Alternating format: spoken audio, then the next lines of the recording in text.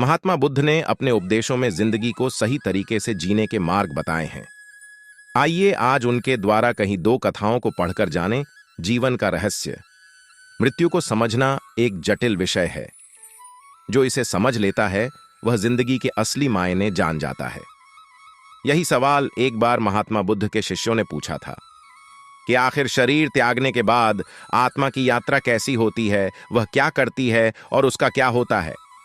यह सवाल सुन महात्मा बुद्ध के चेहरे पर मुस्कुराहट आ गई। महात्मा बुद्ध ने बड़ी ही शालीनता के साथ अपने शिष्य से पूछा, पहले तुम मुझे यह बताओ कि अगर कोई तीर सीधे आकर तुम्हारे हाथ पर लगता है तो तुम सबसे पहले उस तीर को निकालोगे या यह देखोगे कि वह तीर किस दिशा से आया है। शिष्य ने कहा, निश्चित रूप में मैं सबसे पहले उस तीर को निकालूंगा, नहीं तो वह मेरे पूरे शरीर में जहर भर देगा। इस जवाब को सुनते ही महात्मा बुद्ध ने कहा, बिल्कुल सही। मनुष्य को अपने मौजूदा जीवन की समस्याओं को सुलझाने में अपना समय और मेहनत झोंकनी चाहिए, न कि ये सोचने में कि अगले जन्म में क्या होगा। महात्मा बुद्ध कभी भी पुनर्जन्म या आने वाले जन्म को लेकर चिंतित नहीं रहते थे। वह आज की बात करते हैं और उन्होंने अपने शिष्यों को भी वर्तमान में जीने की सलाह दी। एक बार महात्मा बुद्ध वृक्ष के नीचे बैठे ध्यान कर रहे थे।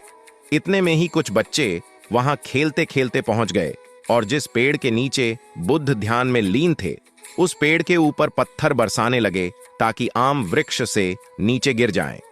तभी एक पत्थर महात्मा बुद्ध के सिर पर लग गया और उनके सिर से खून निकलना शुरू हो गया।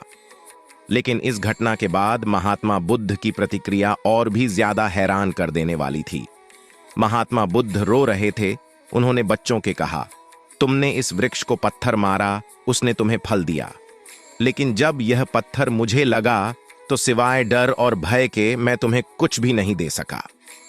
बुद्ध की इस बात में काफी गहराई थी कि इंसान जब डर और भयभीत होता है तो वह किसी काम का नहीं रहता।